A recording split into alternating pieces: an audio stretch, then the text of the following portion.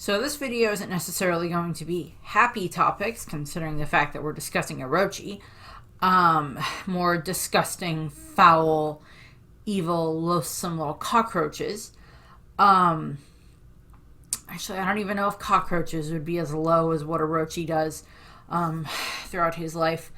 So, time to talk about Kurozumi Orochi. He is going to be getting two videos.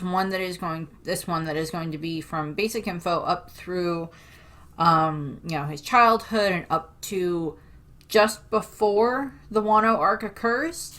And then the next one will be pretty much everything for Orochi that happens during the Wano arc because there's so much there. So, going into this, Kurozumi Orochi is the former shogun of Wano. He is dead. He got decapitated like 8 times, which is awesome. And he was one of the last members of the Orochi family. Of the Kurozumi family. Now, given the fact that we know that, Tama is an Orochi at this point in time, and there's a possibility that there might be Kurozumis, not Orochis, Kurozumis, given the fact that there might be other Kurozumis out there that are in hiding. We'll see how long that statement stays true, but at the moment, Tama is kind of the last of the Kurozumis, and Tama will get her own video down the line. So in regards to Orochi, he was 54 years old. He is now dead, which I will happily always harp on. He had a devil fruit, which was the Hebi no Mi model Yamata no Orochi, or the Snake fruit model 8-headed serpent, and it was a mythical zone.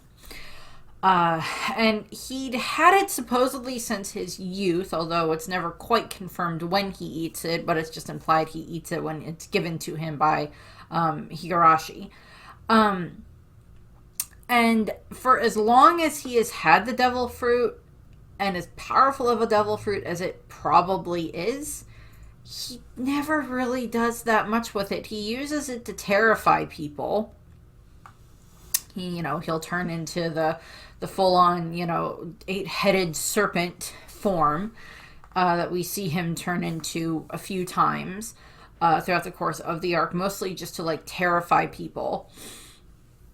Which, fair point. It is a terrifying thing to look at. That would be terrifying if that thing, showed up in front of you or someone transformed into it right in front of you and started attacking people.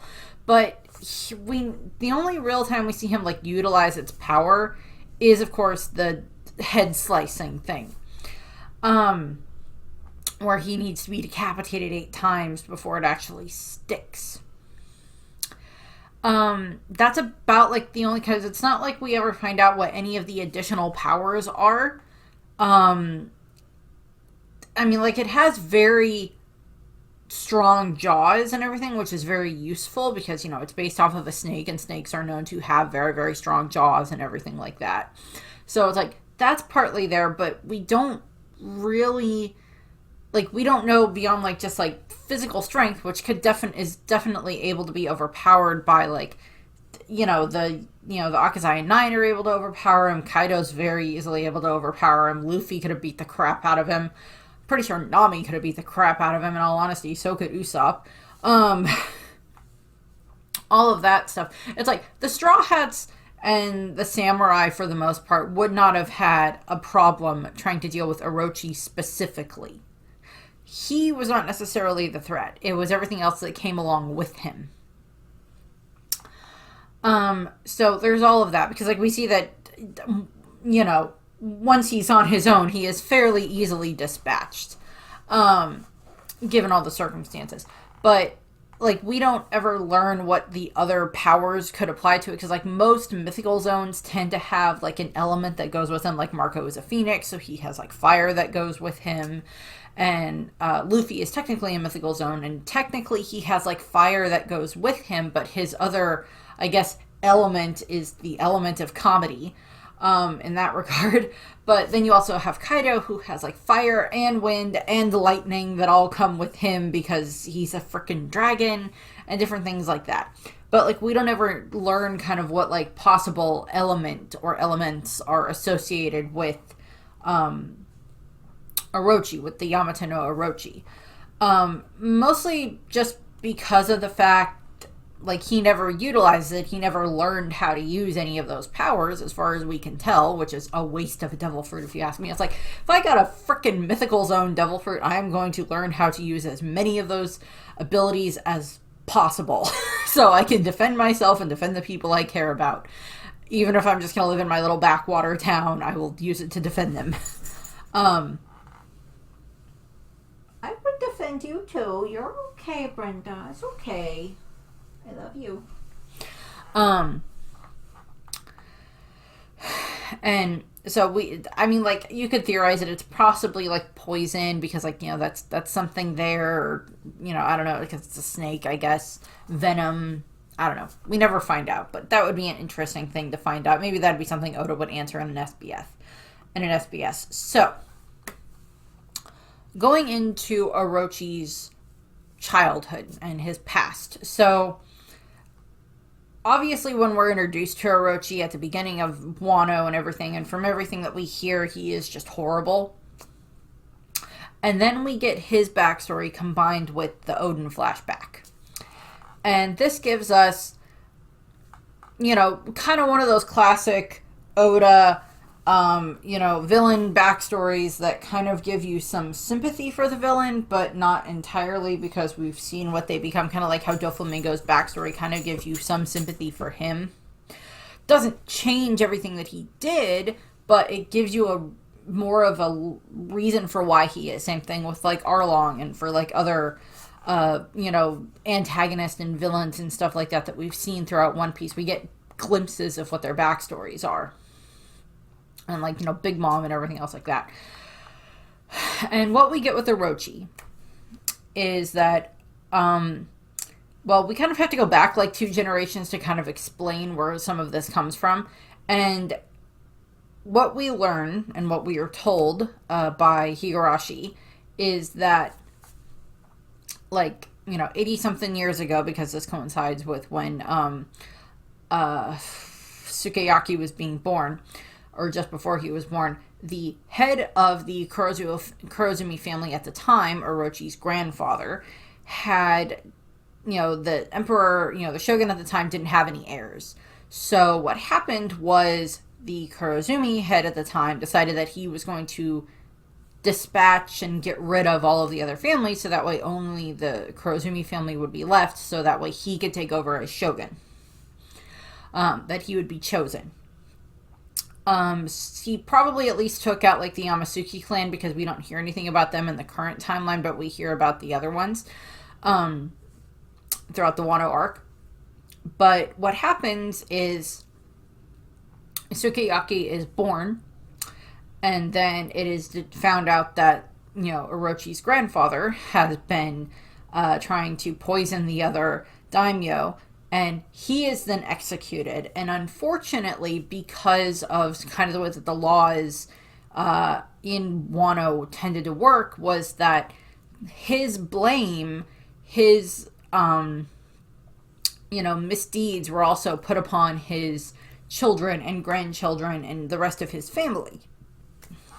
And in that regard, it, you know, it befell on them. It is, you know, the child punished for the sins of the parent.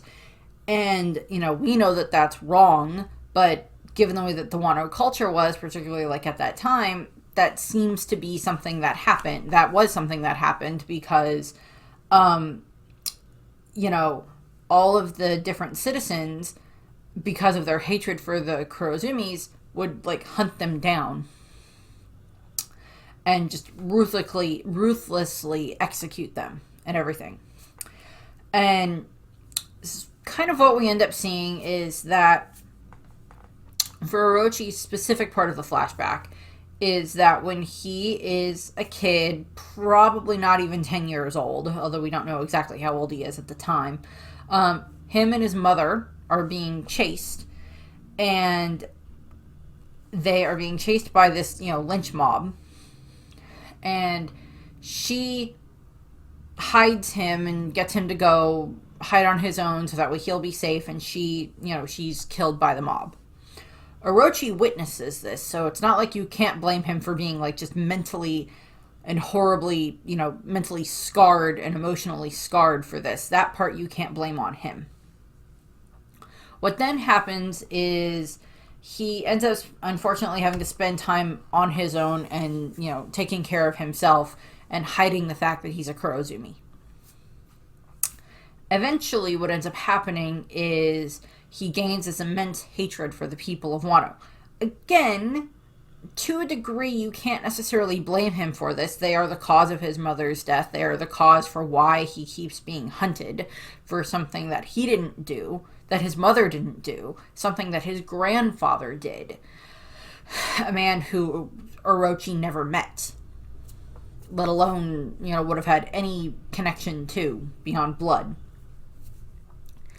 And, so what happens is eventually, when he, about 41 years ago, because this lines up during the Odin flashback, is Orochi ends up finding this weird abandoned house or temple or whatever where he ends up hiding, and he is found and interacted with by Higurashi, Kurozumi, Higurashi, and Senimaru.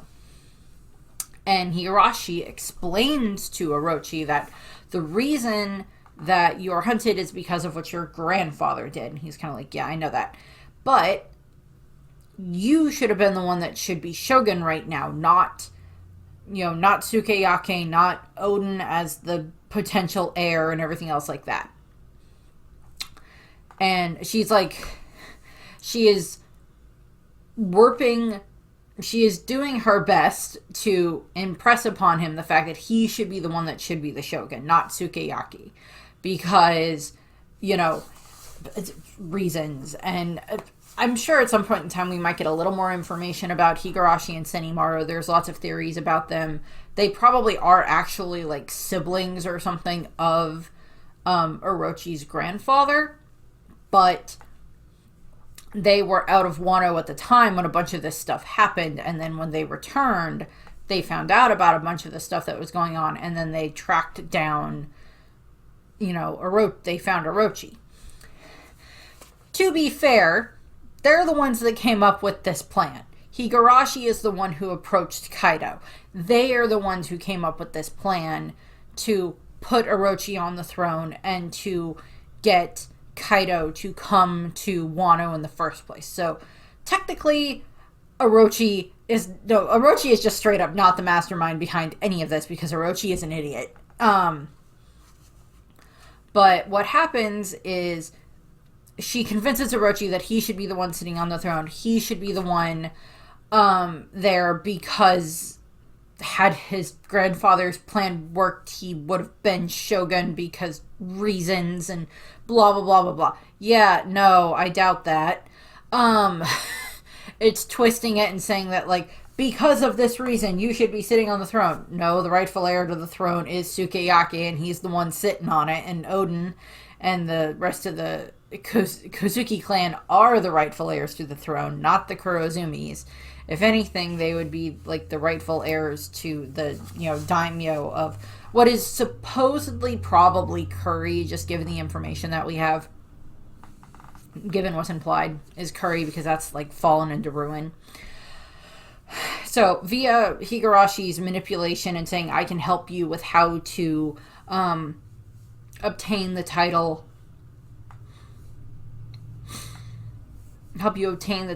of shogun and everything else like that, and then we can, hoard this gold and everything else like that, and do everything else, and gain these powerful allies and all of this other stuff.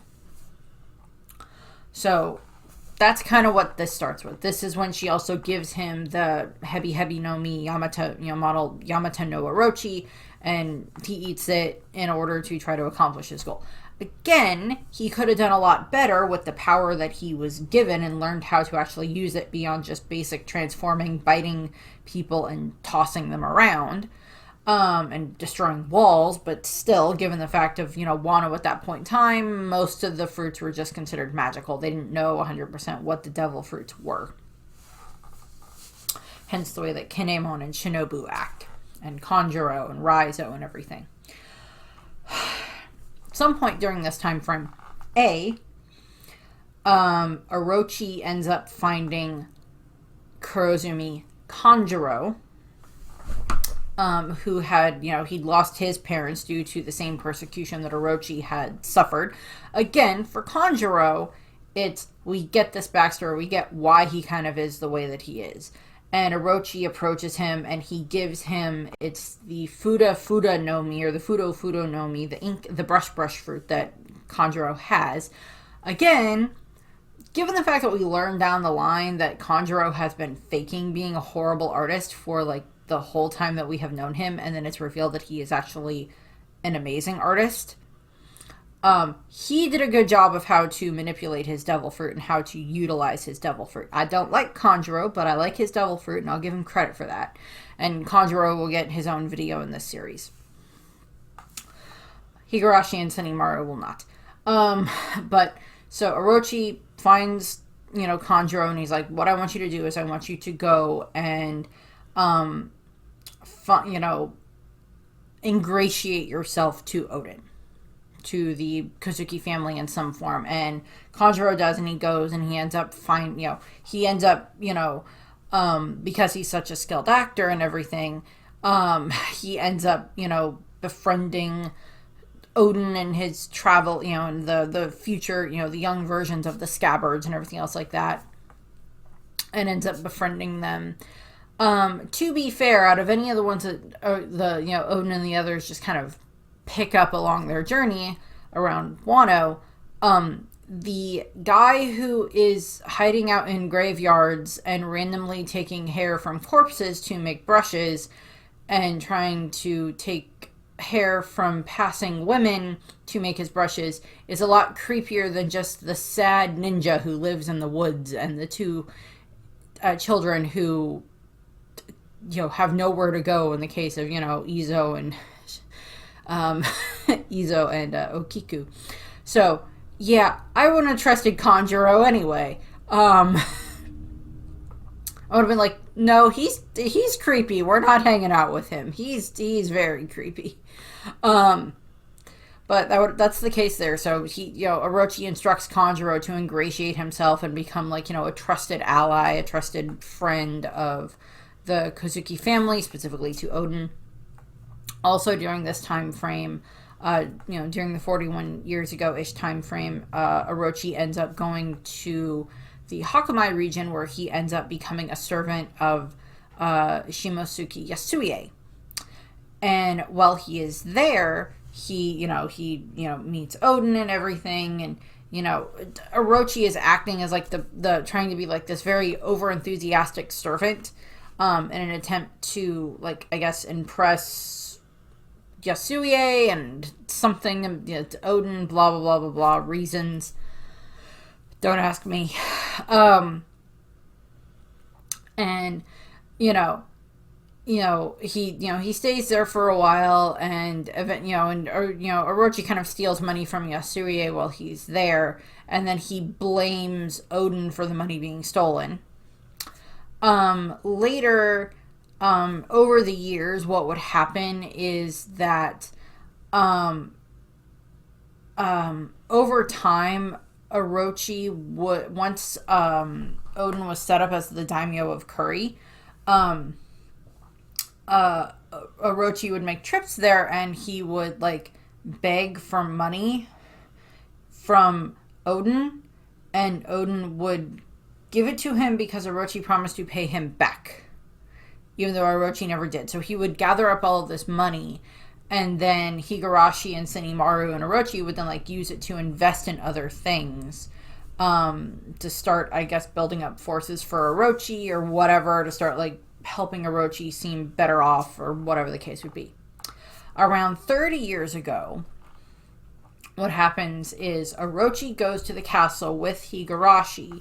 Higurashi is disguised as Odin at the time, using her, Mane no Mi powers, and they go to Sukiyake with, Higurashi pretending to be Odin and saying that, this is Orochi, he is my loyal friend, he is like a brother to me, please, take him in here at the castle, father, and please, give him a good job, give him a good position, blah, blah, blah, blah.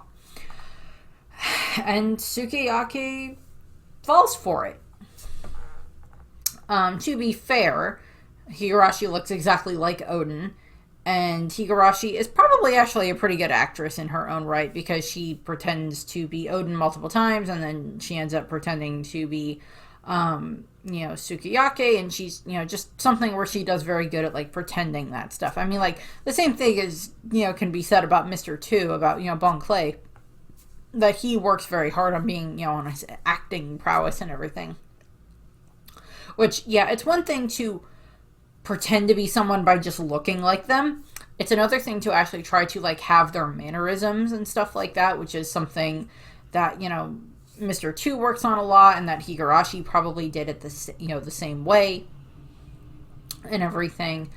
And yeah, there's theories that, like, Higurashi and Sinimaru, who has, the barrier fruit, that they were, sent to Wano, that, like, while they were outside of Wano, they were approached by, like, the world government at the time, and, whatever versions of, Cypher Pull would have been, 80 something whatever years ago, and, like, said, well, you're going to be returning to Wano soon, so we would like to request that you help us with a few things in Wano, type of a thing. Like, we know that you're from Wano, we would like to request your help with a few things in Wano, type of thing. Like, destabilizing Wano from the inside, type of a thing, which, to be fair, they do. So what happens from there is, eventually Sukiyake then falls ill. And, this is around 28 years ago. So this is around the same time that, like, Momonosuke is born. This is also, like, after Odin has left. So he's not able to, like, be around his father and be able to verify that this is his father or this is not his father, type of a thing. Because he would probably notice something different about his father if he was around and visiting a lot more. So what ends up happening is, what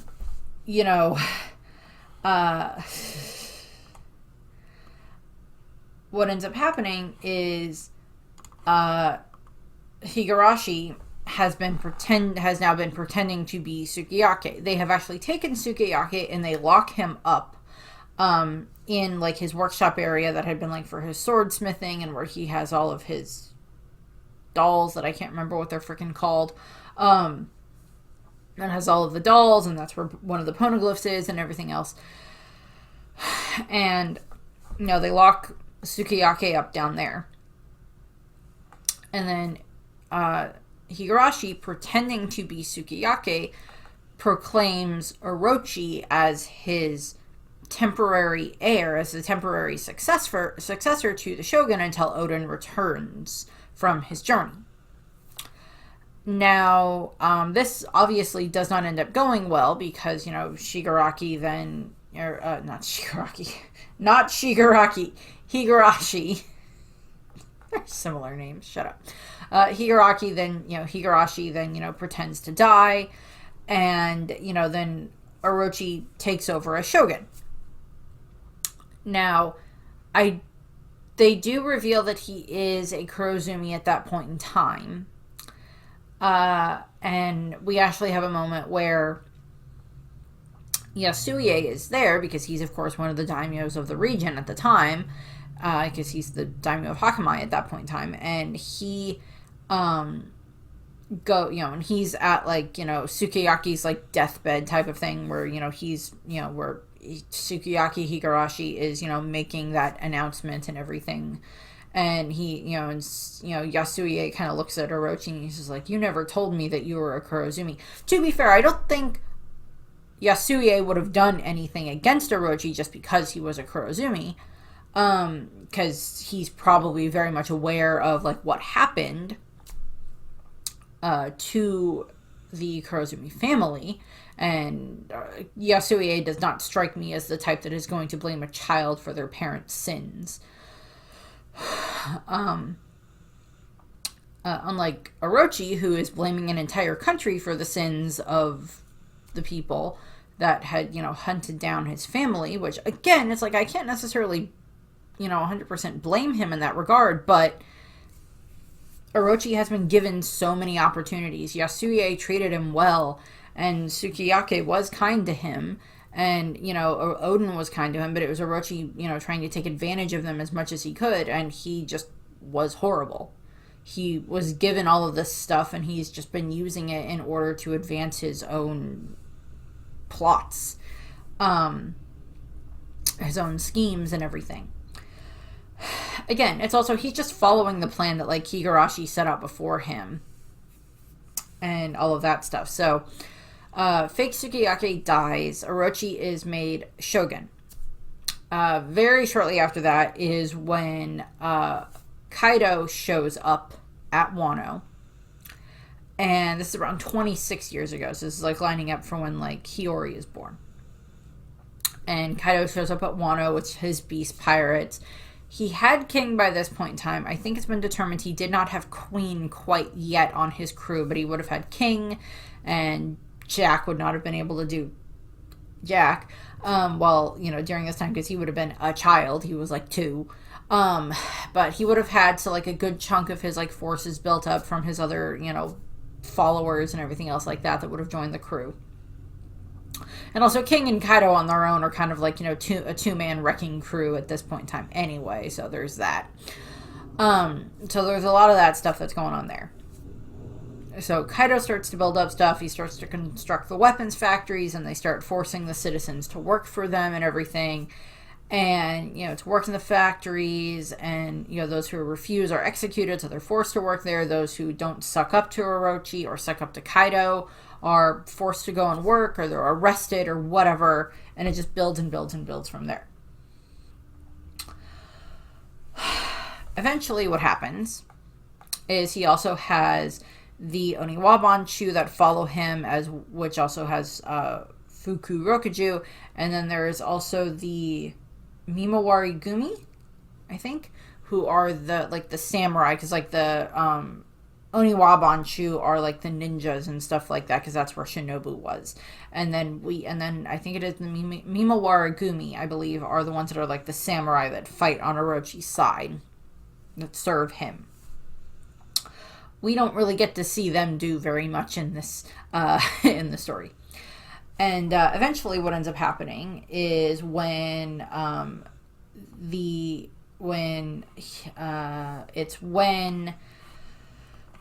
so let me make sure that I have this straight. And so first what happens is Oden returns Toki, takes Toki to Wano, and he drops her, Momonosuke, and Hiyori, along with Inuarashi and Nekomamushi, off at Wano. And then he leaves again to go and finish up his part of the journey with Roger to get to Laugh Tale and everything. And when Orochi gets word that, probably from Kanjuro, most definitely, that Oden has returned, but he left again, but he left his wife and his children here. And Orochi takes that upon himself to try and execute Momonosuke. And that results in, of course, they attack. And Toki ends up getting injured in the attack while she protects Momonosuke and everything. And then we get to when Oden eventually returns. And Oden, of course, he finds out about what happened, that his wife got attacked trying to defend his son. He finds out that Orochi is now the shogun and everything else like that. And, Oden just, rushes all the way to the Flower Capital to attack Orochi after hearing all of this stuff. And how much he's been oppressing and abusing and everything else the citizens of Wano. And he gets there, and he starts trying to attack Orochi, who is just being like a sniveling little coward, because that's what he is. Orochi's just being a sniveling little coward, as Oden is like banging away on the barrier that Senimaru popped up. And he ends up, eventually Kaido shows up, and between Kaido and Orochi threatening Odin. Orochi is able to get Kaido to make this deal that he will dance naked in the flower capital once a week for the next 5 years, and the citizens of Wano would be spared from being used as like offerings to Kaido.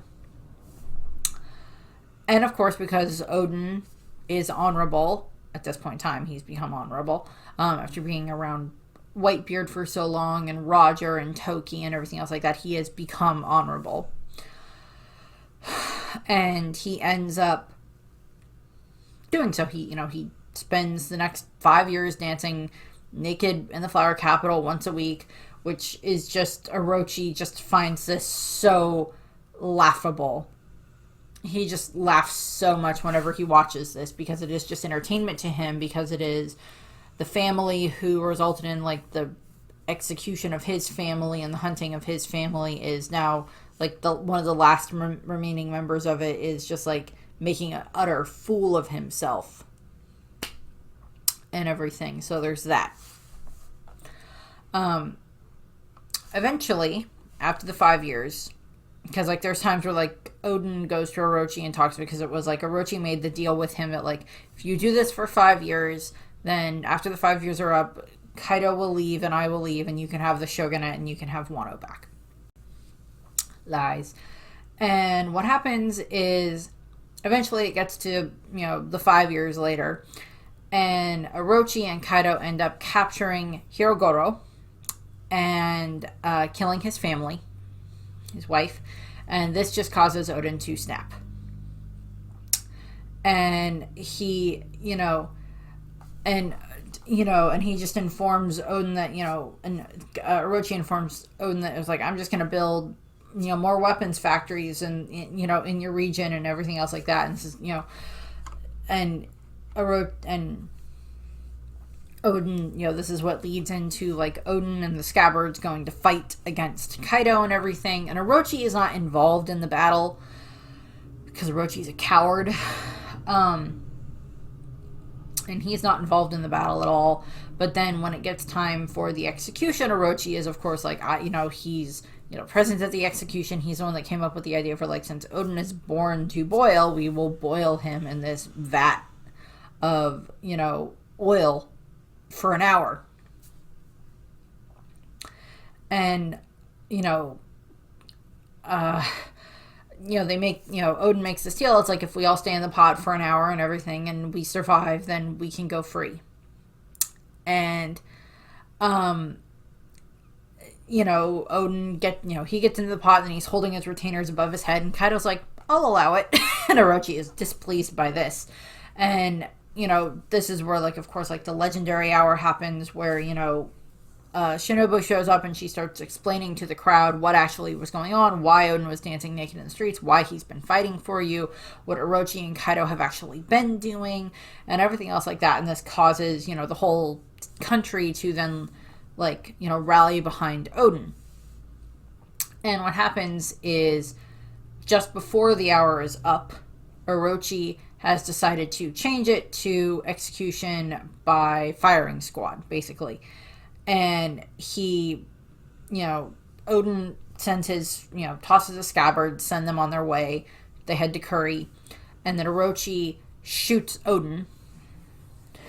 And then Orochi then proceeds to start attacking the citizens as well. The ones who were, trying to, who were starting to rally behind Odin, he starts attacking them as well. And of course he sends his forces, and, Kaido sends his forces after the scabbards and everything, in an attempt to try to get them.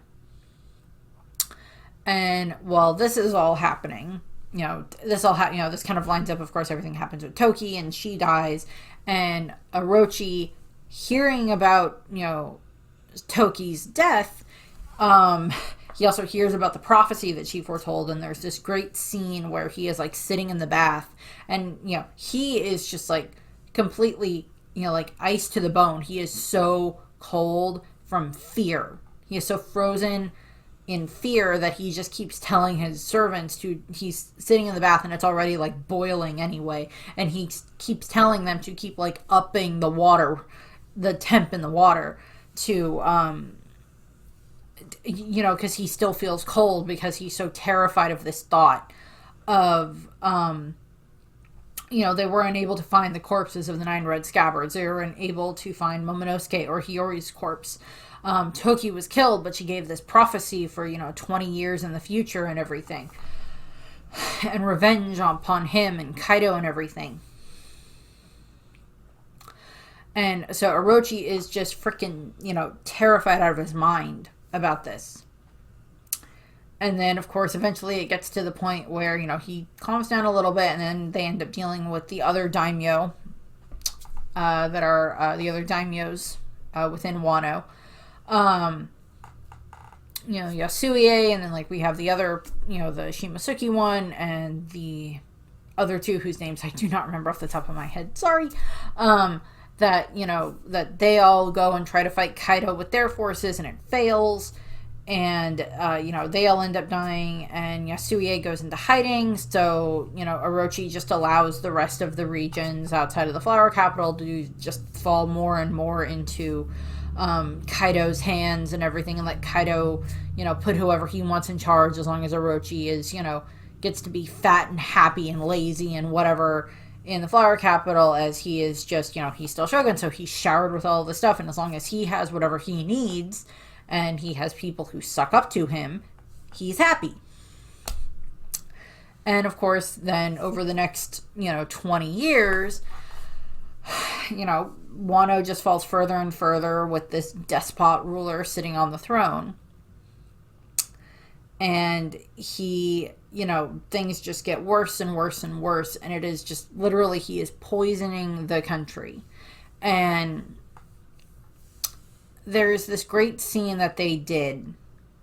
It's in one of the last couple of episodes with Orochi, where it's like Hiyori is facing him down and everything, and it's, you know, during Luffy's fight with Kaido on the roof and everything, and Hiyori is like facing Orochi down, and we get this great scene, or this montage sequence that shows, and it's all new animation, and it just shows how much damage Orochi has done to Wano over the last, you know, quarter of a century. And it's all, you know, it's this poison that he has just poured into the country, with literal poison that is, you know, from the factories, that is poisoning the ground, the soil, and the plant life, and the water, and the wildlife, and everything. So it's like, it's so hard to get any food that's not poison, that's not from the Paradise Farms, that's not from some of these other specifically cultivated regions, where, you know, so many people are just so poor that they can't afford to do anything. They can't afford food or water or anything in this setup. And Orochi just wants his citizens to smile. And this goes into when he starts, you know, mixing in the faulty smile fruits in with the leftovers that go from the flower capital out to the leftover towns.